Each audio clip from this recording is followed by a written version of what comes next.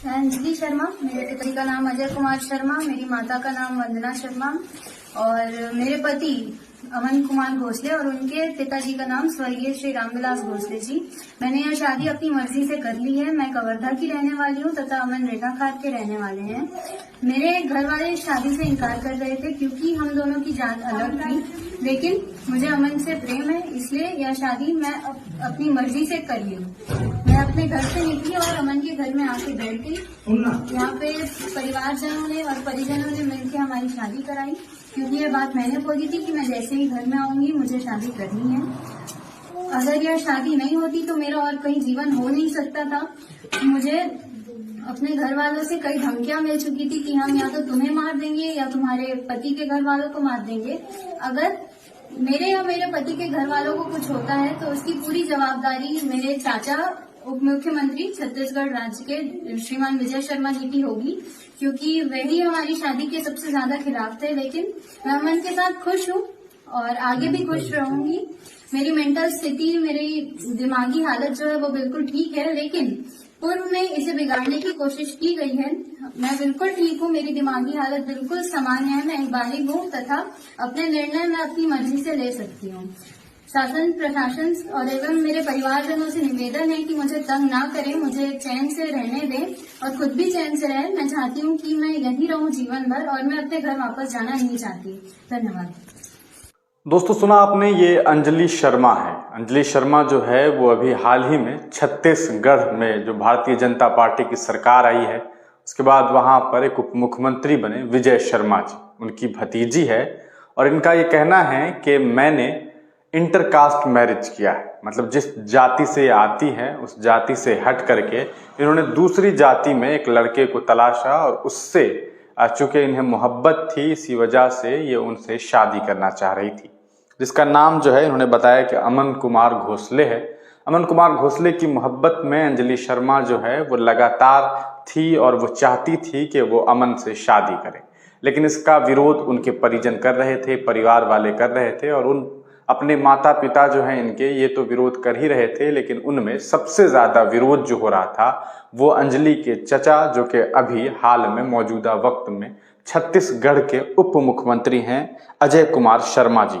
अजय कुमार शर्मा के विजय कुमार शर्मा जी। तो विजय कुमार शर्मा जी के ऊपर ये आरोप है कि उन्होंने जो है अपनी भतीजी को धमकाया है और वो इस शादी को नहीं करवाना चाहते हैं क्योंकि वो पहले से ही इसके लिए राजी नहीं है। धमकाया मतलब पूर्व में धमकाया था कि ये शादी नहीं होनी चाहिए, तुम इंटरकास्ट मैरिज नहीं कर सकते हो। सोशल मीडिया पे कई सारे पोस्ट वायरल हो रहे हैं जिसमें इस तरह के दावे किए जा रहे हैं कि अंजलि ने जिस लड़के को अपने जीवन साथी के रूप में चुना है वो दलित समुदाय से आता है। इसकी वजह है कि चूंकि उसे मोहब्बत थी और मोहब्बत में उसने ऐसा किया है। जाति व्यवस्था लोगों की बनाई हुई व्यवस्था है और उस व्यवस्था को लेकर के अक्सर जो है जब शादियों की बात आती है तो ये मामले चर्चे में आ जाते हैं कि किस तरह से इंटरकास्ट मैरिज का विरोध हुआ है।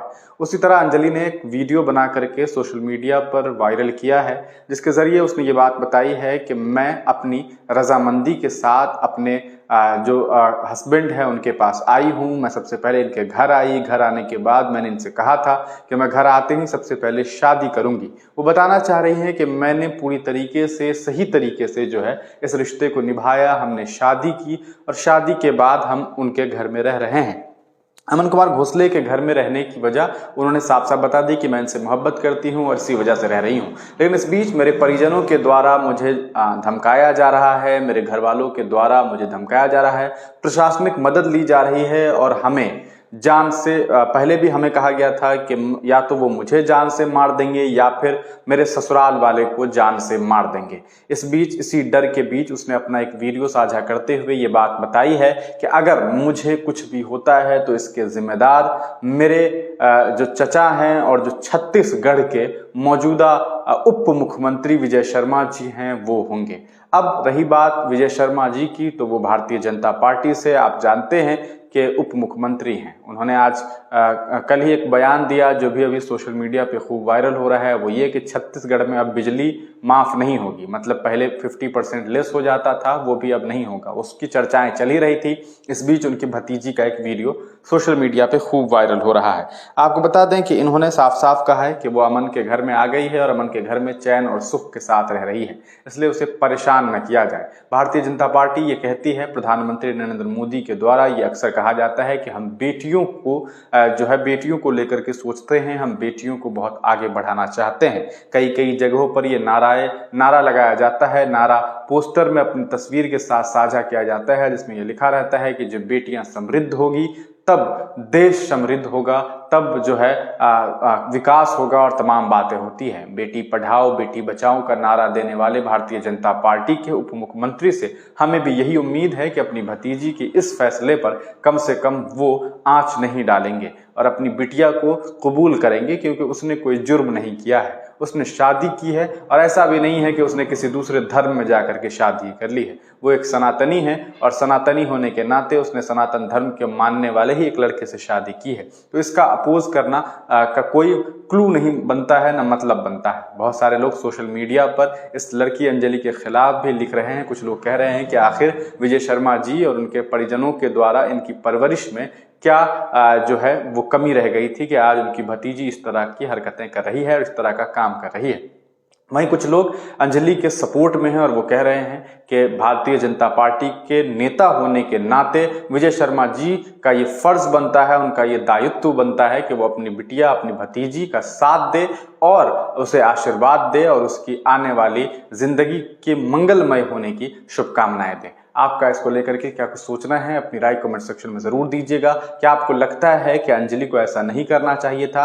क्या आपको लगता है कि अंजलि को दलित समुदाय के किसी लड़के से शादी नहीं करनी चाहिए थी? आपका इसको लेकर के क्या कुछ सोचना है, अपनी राय कमेंट सेक्शन में दीजिएगा। तब तक के लिए दीजिए इजाजत, फिर मिलेंगे किसी नई वीडियो के साथ, किसी नई पेशकश के साथ।